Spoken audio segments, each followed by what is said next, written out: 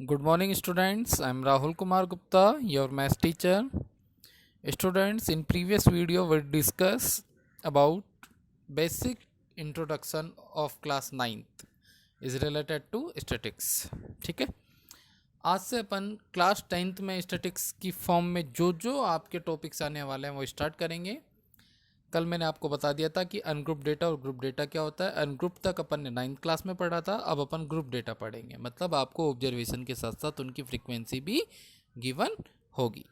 ठीक है, तो यहाँ पर ये चैप्टर बहुत ही इंपॉर्टेंट है बेटा बोर्ड के हिसाब से। यहाँ पर क्लास 10th में जो आपका स्टैटिक्स पार्ट है वो 4 पार्ट में डिवाइड है बेटा, मीन, मॉड, मीडियन एंड ओग्यू। अपन एक एक पार्ट को अलग अलग डिस्कस करेंगे। यहाँ पर मीन के भी 3 मेथड है, मोड का सिंगल मेथड है, मीडियन सिंगल मेथड में है और ओग्यू के भी 2 मेथड है। ठीक है, एक एक टॉपिक को अपन पर्टिकुलर मेथड वाइज डिस्कस करेंगे। तो सबसे पहले अपन मीन स्टार्ट करते हैं। ठीक है, मीन को अपन बेटा एक्स बार से रिप्रेजेंट करते हैं, सबने पढ़ रखा है 9th में। डेफिनेशन की फॉर्म यदि देखना चाहो तो मैंने बताया था कि sum of observation upon number of observation वो ही रहेगा, लेकिन यहाँ पर अब क्या होगा इनमें ऑब्जर्वेशन के साथ साथ इनकी फ्रीक्वेंसी भी होगी। तो देखो मीन के अपने पास कितने मेथड हैं। ये मीन का मैं एक चार्ट बना देता हूँ। पहला मेथड अपना डायरेक्ट मेथड,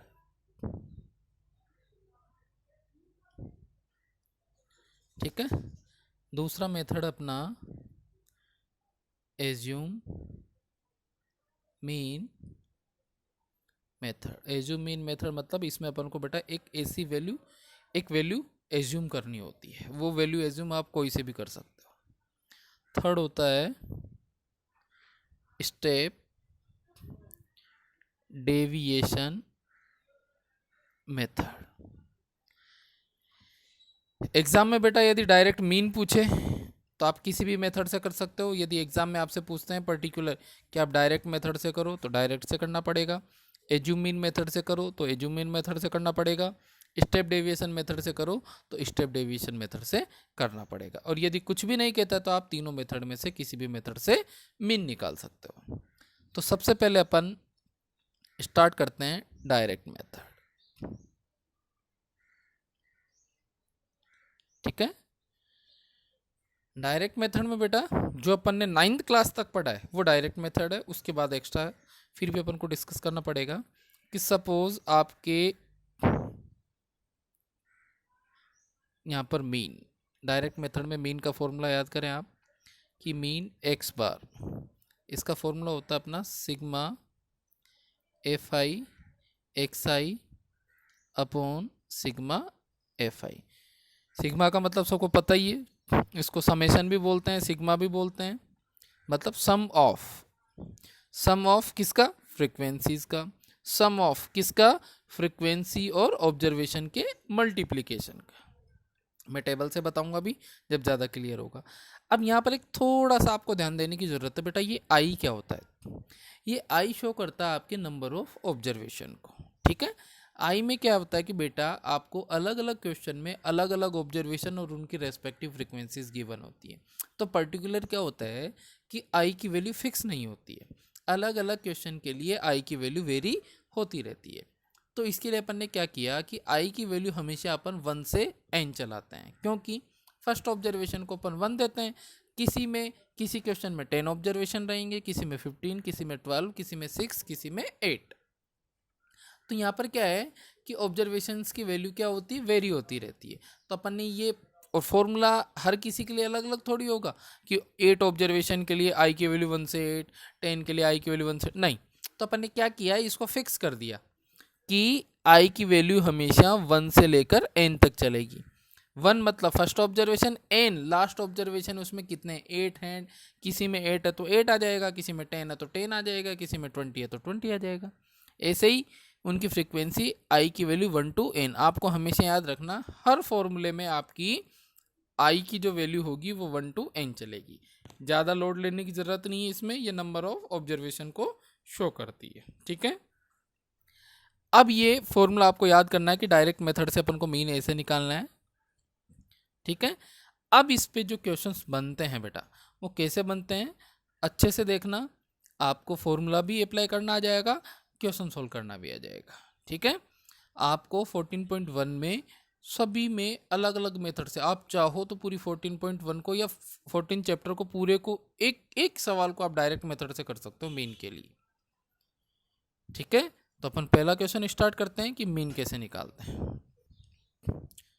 ये अपन एक क्वेश्चन ले लेते हैं बेटा, इसमें अपन को एक टेबल दे रखी है, ये अपन ने टेबल बना ली। ठीक है, यहाँ पर आपको डेली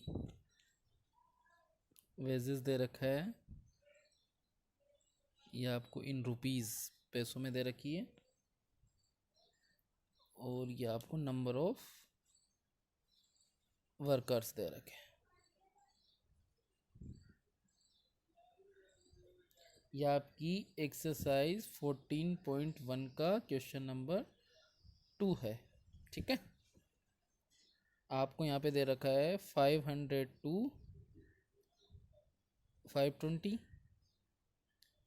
520 to 540, 540 to 560, 560 to 580। ठीक है, एक बॉक्स में नीचे बना देता हूँ, 580 to 600, और इनकी रेस्पेक्टिव फ्रीक्वेंसी दे रखा है 12, 14, 8, 6 एंड 10। इसमें बता रखा है बेटा आपको कि find the mean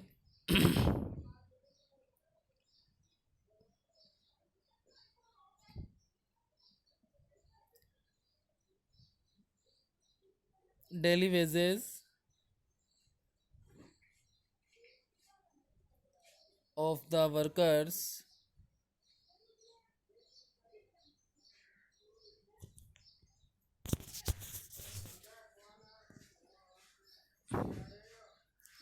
using an appropriate method।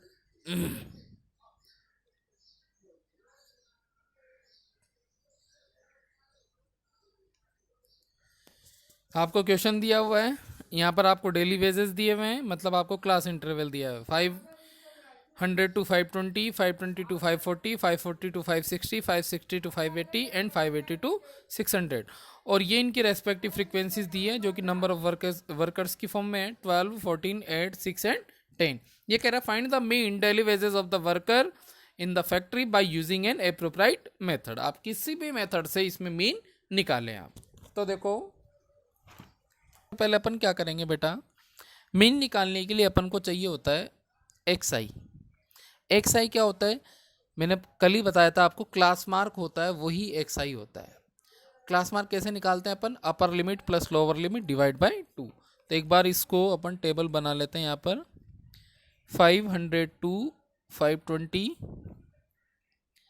520 to 540, 540 to 560,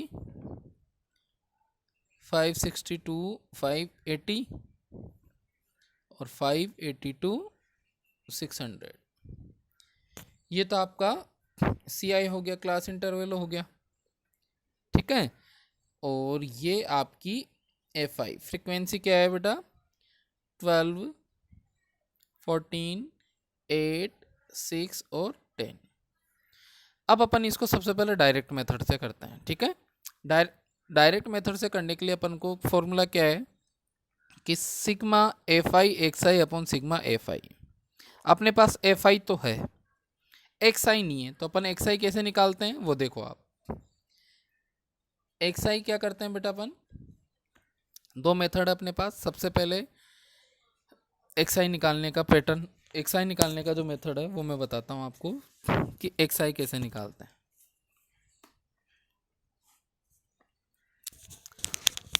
suppose आपको इंटरवल दिया हुआ है 500 to 520। ठीक है, तो यहाँ का एक्स आई कैसे निकलेगा बेटा, अपर limit plus lower limit divide by 2, कितना हो गया 1020 अपॉन 2 510, ये आपका क्या आ गया एक्स आई आ गया। या तो आप क्या करोगे, ईच एंड एवरी ऑब्जर्वेशंस को आप ऐसे प्लस, ये जितने भी ऑब्जर्वेशन दे रखे आप इनको अपर limit plus lower limit divide by 2 करके निकालें। या फिर यदि आपको इनकी क्लास साइज सेम दे रखी हो, देखो सब में 20 का गैप है, पहले तो देखो कंटिन्यूस है क्या 520 520 540 540 560 560 580 580, ठीक है। फिर इसमें देखो सब में क्लास साइज सेम है क्या, 20 का गैप है, 20 20 20 20। तो आप क्या करें बेटा, इनके लिए सबसे शॉर्ट मैं बता देता हूँ। एक मेथड तो मैंने बता ही दिया अपर limit plus lower limit divide by 2 करके। एक क्या करोगे, आप इन दोनों के बीच वाली टर्म लिख दें डायरेक्ट। 500 और 520 के बीच में बीच वाली टर्म, मिड वाली टर्म क्या होती है 510। ऐसे ही इसमें कितने का गैप चल रहा है, सब में 20 का, फिर 530, फिर 550, फिर 570, फिर 590, कई पैटर्न है। या तो मैंने बताया था आपको कि आप क्या करोगे, एक एक ऑब्जर्वेशन में अपर limit plus lower limit divide by 2 कर दें। सेकंड, आप क्या करें कि इन दोनों की जो मिड वैल्यू, यदि आपकी क्लास साइज सेम है और कंटिन्यूस है तो इन दोनों की मिड वैल्यू लिख दें। थर्ड, आप क्या करें, फर्स्ट वाले की मिड वैल्यू लिख दें और जितने भी आपको जो एच क्लास साइज है उसको प्लस करते हुए लिख दें, सब में सेम आएगा अपना, ठीक है। अब अपन को फॉर्मूले में क्या चाहिए होता है बेटा, चाहिए होता है अपन को इन दोनों का मल्टीप्लाई, एफ आई एक्स आई। तो अपन क्या करेंगे, इन सबको क्या करेंगे आपस में मल्टीप्लाई करेंगे, ठीक है। मल्टीप्लाई करते हैं तो अपन देखो क्या क्या मिलता है अपन को। अब अपन मल्टीप्लाई में करेंगे तो 510 को यदि 12 से मल्टीप्लाई करते हैं तो अपने पास आता है 6120। 530 को यदि अपन 14 से मल्टीप्लाई करते हैं तो अपने पास आता है 7420। एंड 550 को यदि अपन 8 से करते हैं तो अपन अपने पास आता है 4400। 570 को यदि अपन 6 से मल्टीप्लाई करते हैं तो अपने पास आता है 3420। और 590 को यदि अपन 10 से मल्टीप्लाई करते हैं तो अपने पास आता है 5900। ये अपन ने क्या कर दिया, सभी इनका मल्टीप्लाई कर दिया। अब अपन को फॉर्मूले में चाहिए एक तो इस एफ आई का सिग्मा, सिग्मा एफ आई मतलब इन जितने भी फ्रीक्वेंसी उन सबका सम। तो 12 14 8 6 और 10 को ऐड करेंगे तो देखो 12 और 14 कितना हो गया अपने पास 26, 26 और 8 कितना हो गया 34, 34 6 40, 40 और 10 50, ठीक है। यहाँ से अपना फॉर्मूला कहता है कि इसका भी अपन को सिग्मा चाहिए, तो सिग्मा एफ आई एक्स आई का मीन्स क्या हो जाएगा अपने पास, इन सबको अपन को क्या करना पड़ेगा 8। तो 0 0 0 0 हो गया, ये अपना हो गया 0। उसके बाद 2 2 जा 4, 4 और 2 6, उसके बाद 4 and 1 5, 5 4 9, 9 4 9 4 13, 13 और 9 22 का 2 कैरी 2, 6 2 8 15 19 22 5 27, ठीक है। तो डायरेक्ट मेथड से अपन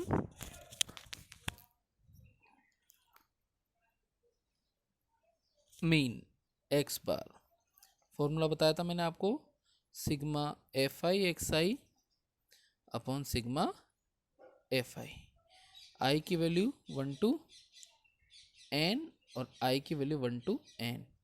अब अपने फॉर्मूले में आई की वैल्यू देखो कैसे पुट करते हैं वो समझ लें आप। सिग्मा आई की वैल्यू 1 to n की मतलब कितने ऑब्जर्वेशन अपने पास 1 2 3 4 5, तो आई की वैल्यू 1 to क्या हो जाएगी 5। फिर यहाँ पे डायरेक्ट 1 to 5 और F i x I upon sigma f i की इनकी वैल्यू रख दें आप। Sigma f i x i की वैल्यू चलो डायरेक्ट ही कर दो बेटा, वैल्यू पुट करने की ज़रूरत नहीं है अपन को। सिग्मा कंफ्यूज हो जाओगे आप, sigma f i x i summation sigma f i x i की वैल्यू कितनी आई 27260 अपॉन सिग्मा एफ आई की वैल्यू कितनी है 50, 0 से 0 कट, 5 5 जा 25, 2 कैरी 5 4 जा 20, 5 5 जा 25.2। तो आपका मीन कितना है बेटा 545.2, ठीक है। ये आपका डायरेक्ट मेथड हो गया। तो बेटा ये आपका पूरा क्वेश्चन सॉल्व हो चुका है। अच्छे से करें इसको। जो आई की वैल्यू 1 to n का लॉजिक था वो मैं बता देता हूँ। आई की वैल्यू 1, n कितना हो गया 5। पुट करने की जरूरत नहीं है, कोई दिक्कत नहीं है। Sigma f i x i की वैल्यू अपन ने यहाँ से निकाल ली, सिग्मा एफ आई की यहाँ से निकाल ली और डायरेक्ट पुट कर दिया। अब आप क्या करोगे, एक्सरसाइज 14.1 में जितने भी क्वेश्चंस हैं आप उन सबको डायरेक्ट मेथड से करो, फिर अपन उसको एक बार एज्यूम मीन से करेंगे सभी को, फिर उसके बाद स्टेप डेविएशन से करेंगे, ठीक है। फिर भी यदि किसी बच्चे को कोई डाउट हो तो वो आराम से पूछ सकता है। किसी भी प्रकार का कोई डाउट हो तो वो मेरे से अपने व्हाट्सएप ग्रुप में कोई भी क्वेरी हो पूछ सकता है। बाय।